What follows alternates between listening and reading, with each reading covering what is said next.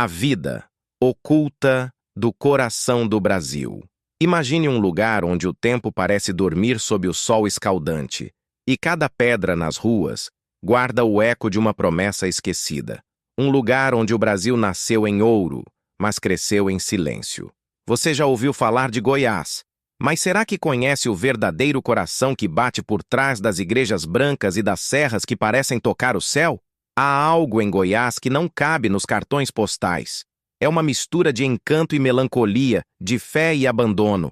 Um contraste tão profundo que quanto mais se olha, mais ele revela e mais ele dói. Quando o vento sopra pelas janelas antigas de Goiás Velho, ele parece trazer vozes do passado.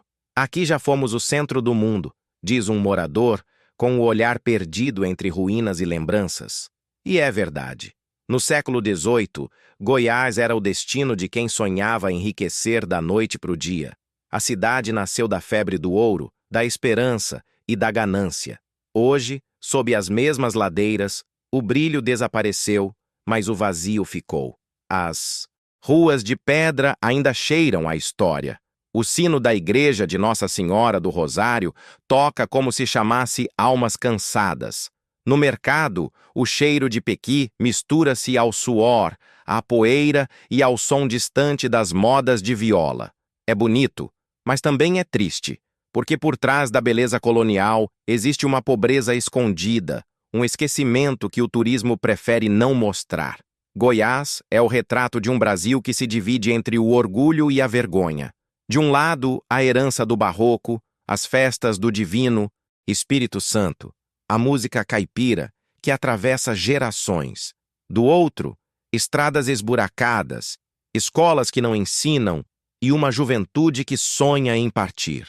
Aqui a gente nasce para ir embora, diz um jovem na beira da estrada de chão, enquanto o sol se despede atrás das montanhas. Mas o que faz Goiás ser tão único é o que não se vê nos noticiários. O estado é o ponto exato onde o Cerrado respira, o segundo maior bioma do país e o mais ameaçado. De suas nascentes brotam águas que alimentam 8 das 12 maiores bacias hidrográficas do Brasil. Sim, o coração do país está ali, pulsando, invisível e ferido. Enquanto a maioria olha para o litoral, Goiás sustenta o Brasil em silêncio. É o berço da agricultura que enche os supermercados e do gado que move a economia nacional. Mas a terra que produz tanto também cansa. O agronegócio trouxe progresso, sim, mas também trouxe veneno, pesticidas, desmatamento e disputas por terra. A cada fazenda que cresce, um pequeno produtor desaparece. E nas pequenas cidades, o desemprego e o êxodo rural se tornam rotina. Politicamente, Goiás é um espelho do Brasil profundo, conservador, religioso e desconfiado das mudanças. A fé é tão forte quanto o sol do meio-dia. As pessoas acreditam em milagres e, às vezes, só neles. A religião domina a cultura local, mas também cria paradoxos entre o sagrado e o político, entre a devoção e a desigualdade.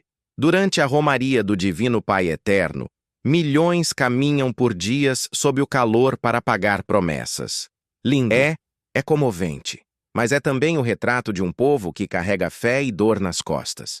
Curiosamente, Goiás é também um território de espiritualidade alternativa.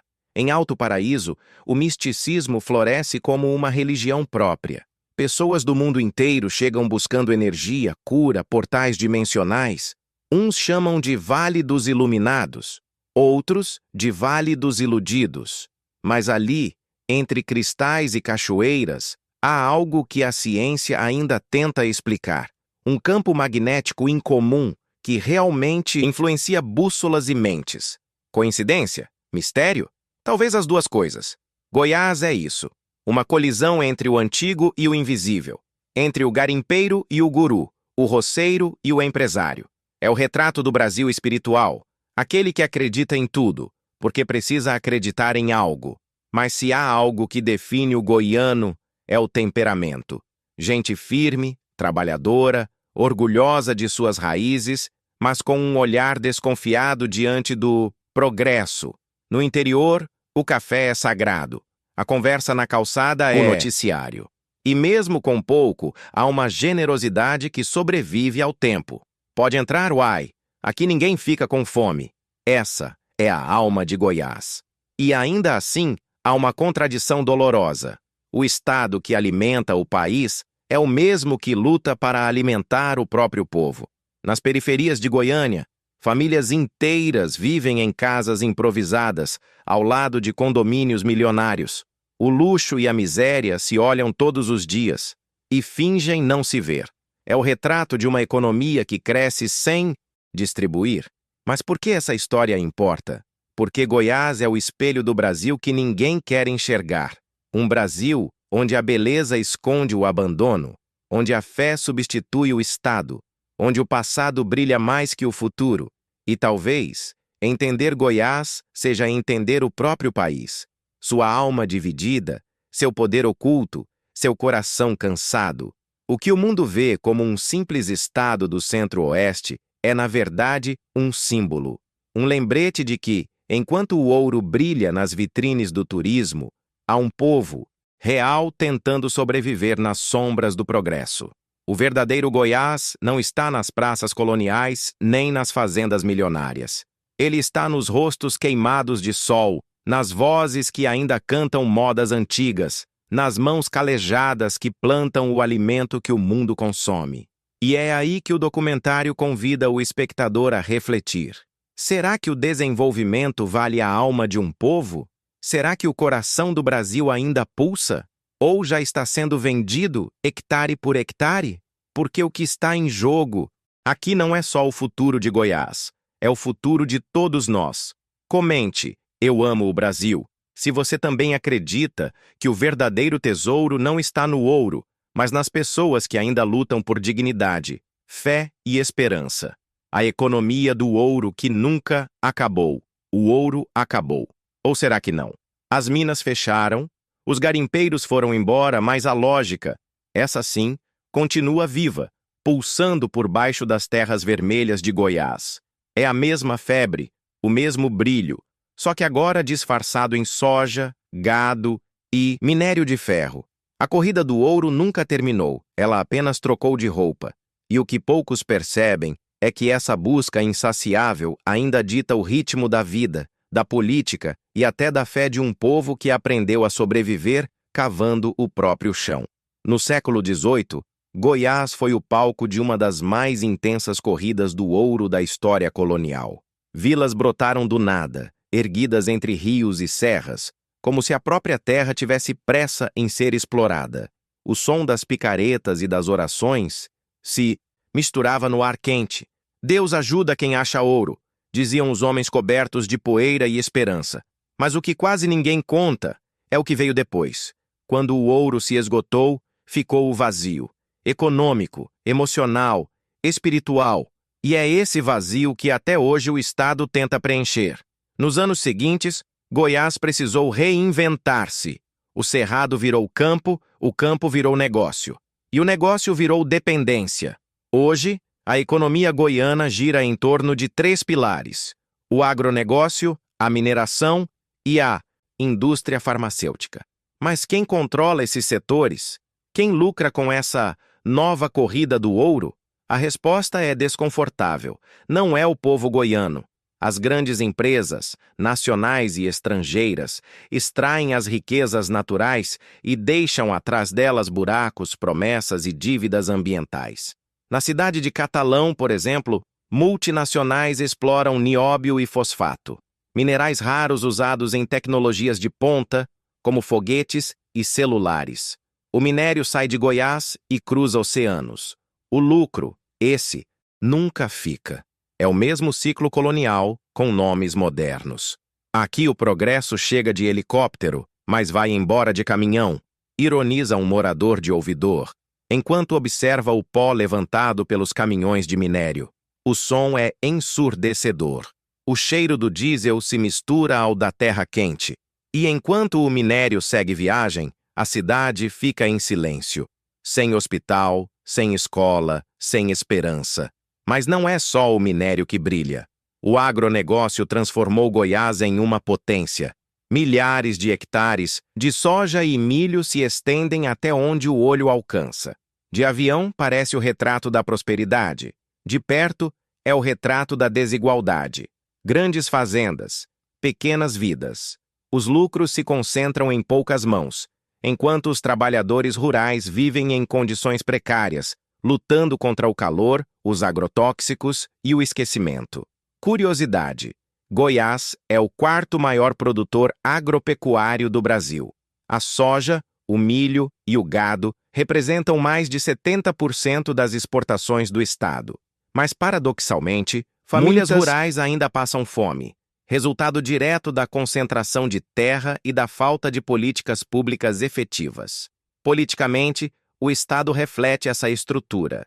Governos alternam discursos de progresso e religiosidade, mas a base do poder continua sendo o campo. O agronegócio financia campanhas, constrói influência e define políticas ambientais.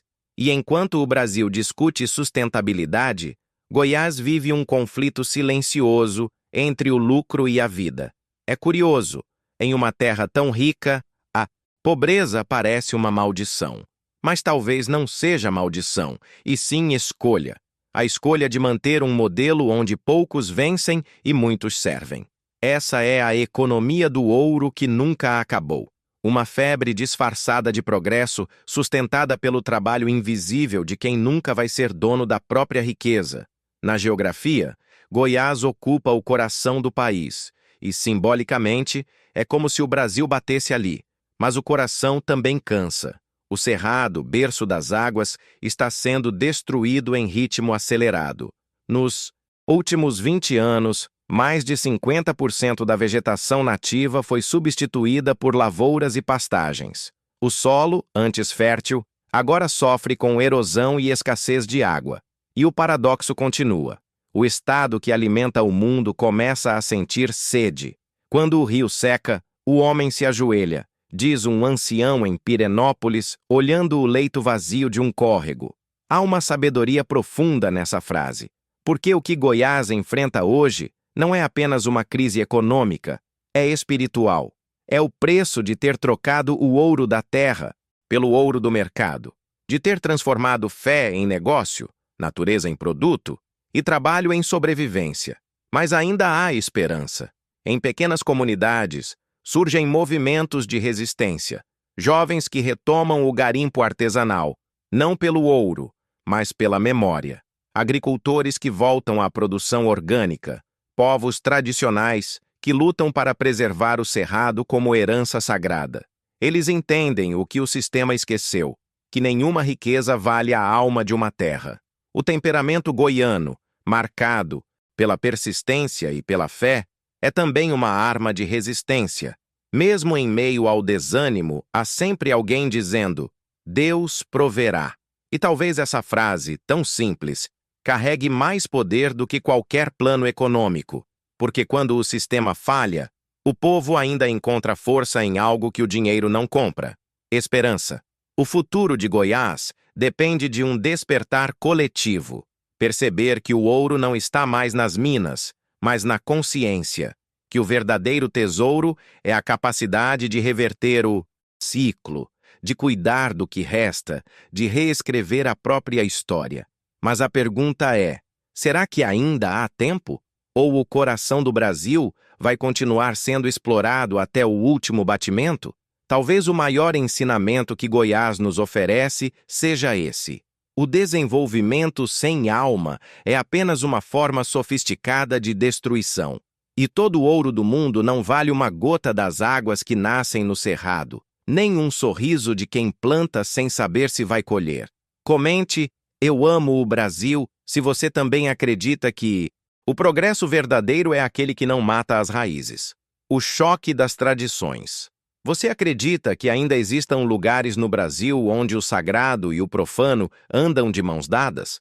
Onde homens mascarados correm pelas ruas para caçar o mal, enquanto o som dos tambores ecoa como se chamassem espíritos antigos? Pois em Goiás isso não é lenda, é realidade viva, e ao mesmo tempo em que fascina, assusta. porque por trás da religiosidade vibrante e das festas coloridas, existe um choque silencioso entre o passado e o presente, entre o que o povo acredita e o que o mundo moderno tenta fazer esquecer. Quando o sol nasce sobre as serras de Pirenópolis, o som dos sinos anuncia mais do que o começo de um novo dia, anuncia um ritual que vem atravessando séculos. A festa do Divino Espírito Santo. As ruas se enchem de bandeiras vermelhas. Os cavaleiros mascarados, chamados cavalhadas, se preparam para a batalha simbólica entre mouros e cristãos. Mas para muitos que assistem pela primeira vez, aquilo parece uma cena saída de outro século. E por que ainda fazemos isso? Pergunto a um morador idoso, vestindo uma armadura azul reluzente e uma máscara dourada que esconde o rosto. Ele responde com um meio sorriso, porque é a única forma de lembrar quem a gente é. A festa é linda, mas também é contraditória. Nascida da colonização portuguesa, ela carrega a memória da guerra, da fé imposta e da resistência cultural. Cada cavaleiro representa mais do que um personagem, representa a herança espiritual de um povo dividido entre a devoção e a dor. Goiás é um território onde o sincretismo, a mistura de crenças, é tão forte quanto o calor do meio-dia. Nas pequenas cidades, é comum ver cruzes católicas ao lado de altares de ervas, fitas e imagens de orixás. Nas casas simples, o terço e o incenso convivem pacificamente. É um cristianismo com sotaque do cerrado, onde a fé é moldada pelo medo da seca, pelo amor à terra e pela necessidade de esperança. Curiosidade: Goiás é um dos mais religiosos do Brasil, com mais de 90% da população declarando-se cristã, católica ou evangélica. Mas por trás dos templos e das procissões, existe uma fé muito mais antiga, vinda dos povos indígenas e africanos que ajudaram a formar essa terra. Rezar aqui é um ato espiritual, mas também político. A fé molda o comportamento, a moral e até as eleições. Políticos locais costumam subir em palanques com a Bíblia na mão, prometendo governar com Deus. E o povo, cansado de promessas vazias, se agarra àquilo que ainda faz sentido, o divino. Mas o divino também é usado como ferramenta de controle, um poder invisível que dita o que pode e o que não pode ser dito, vivido ou amado. E é aí que o choque se aprofunda. Enquanto parte da juventude tenta abrir espaço para novas ideias, novas crenças e novas formas de viver, o peso das tradições ainda prende muitos à culpa e ao medo. Um amor proibido entre pessoas do mesmo sexo, por exemplo, ainda pode ser motivo de vergonha pública. Em pequenas cidades, uma mulher que decide viver sozinha é alvo de cochichos nas calçadas. O passado continua vivo e cobra caro de quem tenta escapar dele. Meu pai me expulsou quando descobriu que eu não queria casar com o rapaz da igreja, conta uma jovem de 22 anos, olhos marejados. Diz que estou amaldiçoando a família, mas eu só quero viver minha verdade. Esse é o Goiás profundo. Um estado onde o progresso e a tradição travam uma guerra silenciosa, onde a religiosidade, ao mesmo tempo que sustenta, também sufoca. E o mais fascinante é que, de certa forma, esse conflito é o mesmo que o Brasil inteiro vive. A luta entre modernidade e memória, liberdade e moralidade. Culturalmente, o goiano é um povo de contrastes, reservado, mas acolhedor, devoto, mas desconfiado, alegre, mas profundamente espiritual. Nas conversas, o uai soa como carinho, mas também como alerta. Um lembrete de que as coisas aqui acontecem no ritmo da terra, não da pressa. A hospitalidade é sagrada, mas o julgamento também. Tudo em Goiás é emoção disfarçada de calma. Durante o Carnaval de Caldas Novas, por exemplo, enquanto os turistas lotam as águas termais, em cidades próximas acontecem rituais de penitência, onde homens se arrastam de joelhos pelas igrejas. É um contraste tão radical que parece dois mundos coexistindo, o calor do corpo e o peso da alma, a festa e o arrependimento, o prazer e a culpa. Mas talvez o que mais intriga seja o poder místico que Goiás carrega. Regiões como Alto, Paraíso e São Jorge são conhecidas por atrair esotéricos, curandeiros e buscadores de portais dimensionais. Ali, a geografia se mistura ao espiritual. Acredita-se que a Chapada dos Veadeiros está sobre uma das maiores placas de quartzo do planeta, capaz de emitir energia vibracional. Turistas dizem sentir paz imediata ao pisar naquelas terras. Cientistas, por outro lado, afirmam que o magnetismo local afeta até bússolas e relógios. Seria coincidência? Ou Goiás realmente esconde algo que transcende o racional? Talvez a resposta esteja no olhar das pessoas que vivem ali. Mesmo diante da pobreza e do abandono, há um brilho sereno, quase teimoso.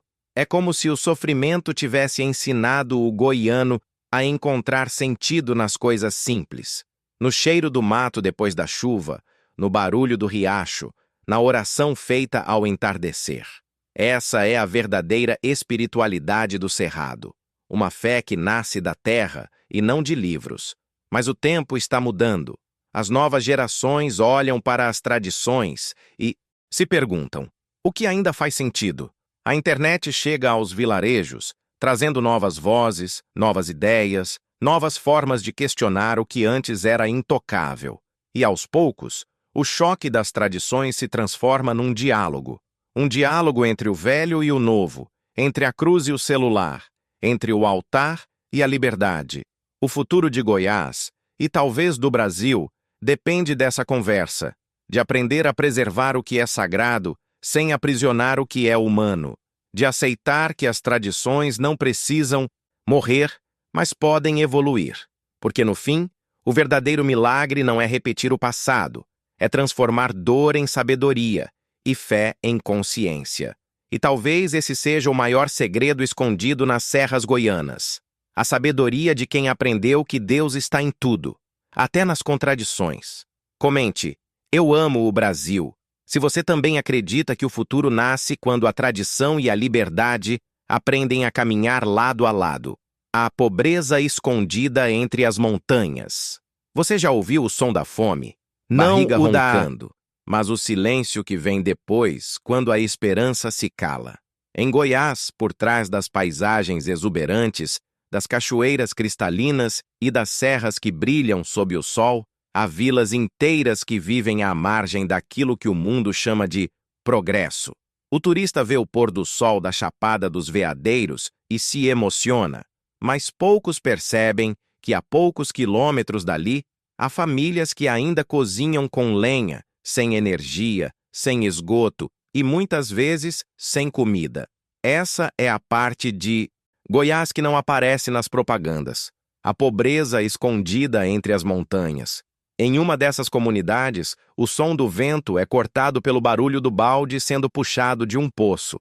Água boa não tem, mas a gente se vira, diz Dona Luzia. 68 anos, mãos calejadas, pele marcada pelo sol. Atrás dela, um casebre de barro, cercado por galinhas magras. Ela sorri. Mas o sorriso tem algo de resistência, não de alegria. O que ela não diz, mas o olhar revela, é que há dias em que o jantar é só um pedaço de mandioca e que quando o governo promete ajuda, o auxílio demora tanto que chega tarde demais. Goiás é um estado dividido entre o luxo das fazendas milionárias e a miséria dos pequenos povoados. A capital, Goiânia, exibe arranha-céus, carros importados e shoppings lotados. Mas basta dirigir por 2 horas para encontrar escolas com telhados furados, postos de saúde sem médico e estradas que viram lama. É o contraste cruel entre o moderno e o esquecido. Curiosidade: segundo dados recentes, mais de 12% da população goiana vive abaixo da linha da pobreza. E em áreas rurais, esse número pode dobrar. Apesar do PIB bilionário impulsionado pelo agronegócio e pela mineração, a riqueza não chega a quem realmente precisa. O campo produz para o mundo, mas o povo ainda depende de doações. É o paradoxo da abundância. Quanto mais Goiás cresce, mais sua desigualdade escancara. Políticos locais gostam de dizer que Goiás é o celeiro do Brasil. Mas o que significa ser celeiro se quem planta continua passando fome? Em muitas regiões, os alimentos produzidos são exportados. O feijão vai embora, a carne vai embora, o leite vai embora. E o que sobra para quem fica? A poeira da estrada e a promessa de que um dia as coisas vão melhorar. Meu filho trabalha na lavoura de sol a sol, mas o que ganha mal dá pro gás, conta seu Raimundo, 53 anos em Minaçu. Ele ri, mas a risada é amarga. Atrás da risada, há um grito contido, o de milhões de brasileiros invisíveis. No interior goiano, o temperamento do povo é firme, resistente, mas moldado pela escassez. Há uma dignidade silenciosa em quem aprendeu a fazer muito com pouco. As roupas simples, o chapéu de palha, o rádio velho tocando modas antigas. A fé, essa, é o que mantém tudo de pé. Nas igrejas, o povo canta alto, talvez para abafar a dor. Nos olhos, a mistura de cansaço e esperança. O problema é que essa pobreza não é acidental. Ela é estrutural. Desde a época colonial, Goiás foi pensado para servir, primeiro à coroa portuguesa, depois aos grandes fazendeiros e agora ao mercado global. A exploração da terra nunca teve como prioridade o bem-estar de quem nela vive, e mesmo quando o ouro acabou, o modelo continuou o mesmo. Mudaram as ferramentas, mas não a lógica. O povo goiano trabalha duro, mas a riqueza continua nas mãos de poucos. Em termos geográficos, Goiás é um estado de contrastes. O norte, mais seco e isolado, sofre com a falta de infraestrutura. O sul, mais fértil e industrializado, concentra o dinheiro e o poder. No meio, pequenas cidades sobrevivem entre o turismo ecológico e o abandono político. É um mapa de desigualdade desenhado pela própria história. Mas há algo ainda mais profundo acontecendo. Algo espiritual. A pobreza, aqui, não é só falta de recursos. É também a perda do sentido. O sentimento de que o destino já está traçado, de que não adianta lutar contra o sistema. Deus quis assim, dizem alguns. Mas será que quis mesmo? Ou foi o homem quem decidiu que uns nasceriam para colher e outros para comer? Esse conformismo é, talvez, o maior obstáculo de todos, porque ele impede a revolta. E sem revolta não há mudança. Mas aos poucos, o silêncio começa a rachar. Nas comunidades quilombolas, mulheres se organizam em cooperativas. Em escolas rurais, professores resistem, ensinando crianças a questionar o mundo. E nas periferias das cidades, jovens artistas começam a contar novas histórias. Histórias que incomodam, mas libertam. A política goiana é dominada por famílias tradicionais, herdeiras do coronelismo, que ainda tratam o Estado como propriedade. Mas a nova geração não aceita mais calar.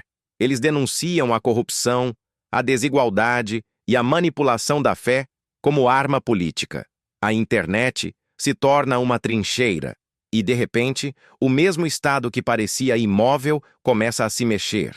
Economicamente, Goiás ainda depende do agronegócio e da mineração, mas há um movimento crescente de pequenas economias alternativas, turismo comunitário, agroflorestas, produtos artesanais. É o povo tentando se reinventar sem esperar pelo governo, tentando transformar a dor em autonomia. É o começo de uma revolução silenciosa. E talvez seja disso que Goiás precise, de uma revolução nascida não da raiva, mas da consciência. Porque a verdadeira pobreza não está nas casas simples, mas na falta de visão coletiva, na incapacidade de enxergar que a terra, a cultura e as pessoas são riquezas muito maiores do que o dinheiro. Goiás nos ensina que a miséria de um povo é o espelho da indiferença dos outros, e que para mudar um lugar é preciso primeiro enxergar o que ele realmente é, não como destino turístico, nem como estatística, mas como espelho da alma brasileira. Então, se um dia você visitar Goiás, olhe além das montanhas. Escute o que elas não dizem, porque cada pedra, cada olhar e cada estrada de terra escondem uma história de sobrevivência, uma história que pede justiça, dignidade e lembrança. Comente: Eu amo o Brasil. Se você acredita que nenhum povo merece ser esquecido. Nem mesmo aquele que aprendeu a sorrir com fome e a esperar o amanhã sem perder a fé. O milagre da terra e da fé. Você acredita que a terra possa ter alma? Em Goiás, há quem jure que sim. Há quem diga que o cerrado fala, que cada árvore tem uma história e que cada rio guarda uma promessa antiga. O povo daqui aprendeu que a terra não é apenas chão, é um ser vivo, que retribui o amor e castiga o descuido. E talvez seja por isso que, mesmo entre a pobreza e o esquecimento, ainda acontecem milagres. Milagres nascidos da fé, da coragem e da força invisível que liga o homem à natureza. Ao amanhecer em Alto Paraíso, o ar parece carregar uma energia diferente. O sol nasce em silêncio, pintando de dourado as montanhas distantes, e o vento sopra leve, como se trouxesse segredos. Quem escuta o cerrado entende o coração do Brasil, diz um guia local com o rosto iluminado pela luz da manhã. Ele fala sério. Ali, muitos acreditam que o solo goiano é sagrado, um portal natural onde o espiritual e o terreno se encontram. Mas por trás desse misticismo encantador, há algo mais profundo: a luta de um povo para manter viva a fé em meio ao caos do progresso. Goiás é o estado das águas milagrosas.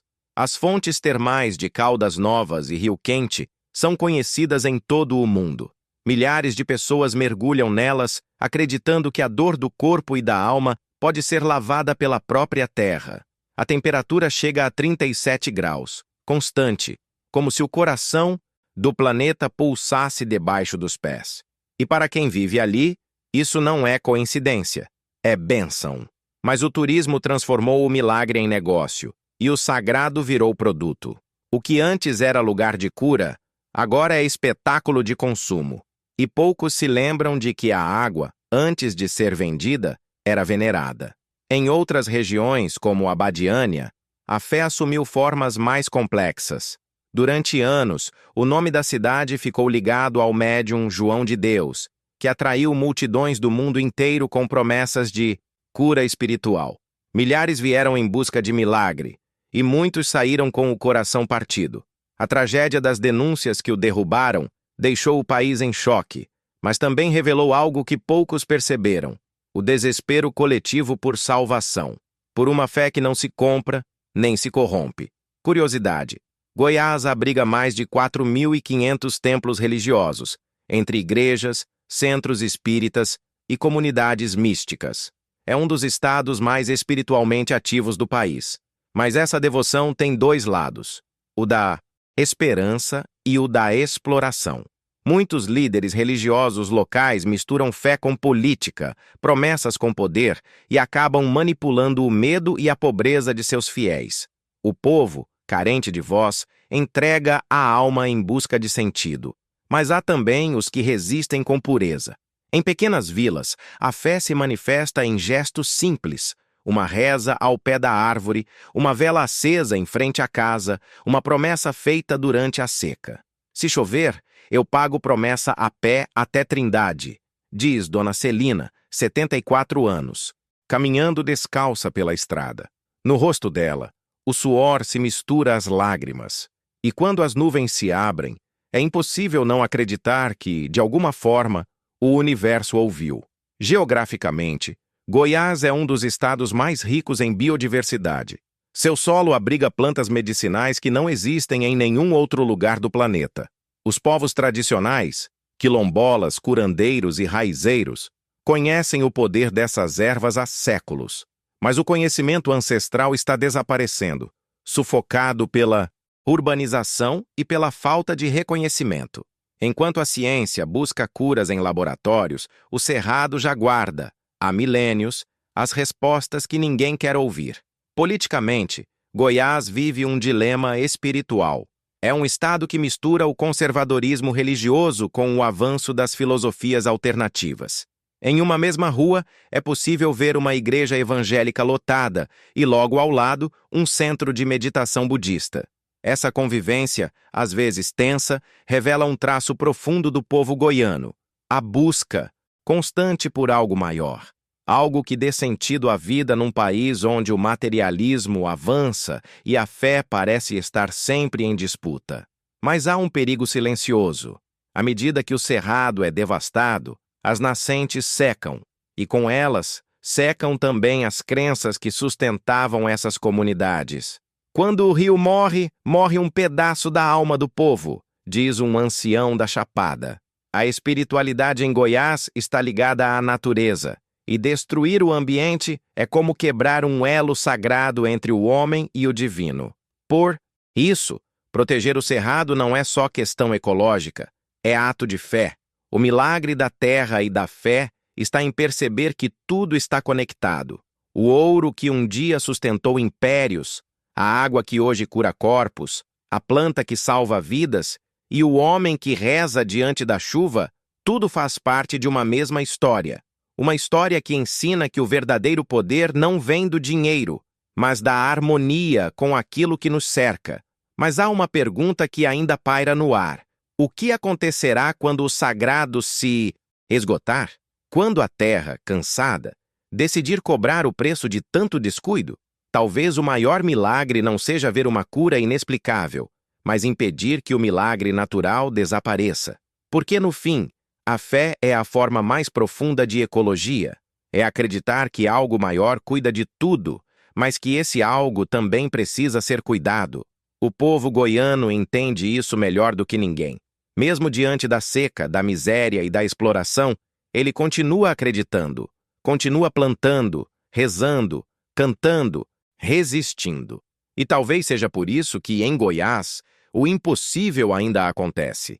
Um povo que reza com a terra e não apenas sobre ela nunca está sozinho. Comente: eu amo o Brasil, se você acredita que o verdadeiro milagre está em proteger a fé e o solo que nos sustenta, antes que seja tarde demais. O contraste final. O que Goiás parece ser e o que realmente é. À primeira vista, Goiás parece um paraíso.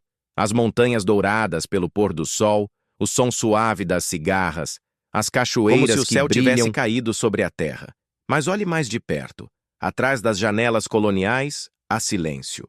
Atrás das festas e das orações, há dor. E por trás da fé, há um grito. O grito de um povo que ainda espera ser ouvido. O mundo conhece o brilho das águas termais, as cavalgadas históricas, o folclore colorido, mas poucos conhecem o preço da beleza. Porque Goiás é mais do que um destino turístico. É um espelho do Brasil. Um espelho que reflete o melhor e o pior de nós. A força e a fraqueza, a fé e a omissão, a esperança e o medo. Imagine-se caminhando pelas ruas de Goiás Velho, à noite. As pedras antigas guardam segredos que ninguém conta. O vento sopra devagar e parece trazer vozes do passado. Vozes de escravos, de mineradores, de mulheres esquecidas. Você sente o cheiro de terra molhada, o eco distante de um sino, o som de passos que nunca pararam.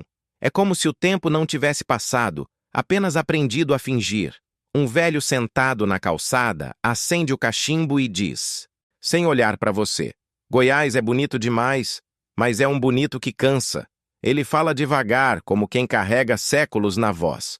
E talvez ele esteja certo, porque o que cansa não é a beleza, é ver tanta riqueza espiritual convivendo com tanta pobreza humana.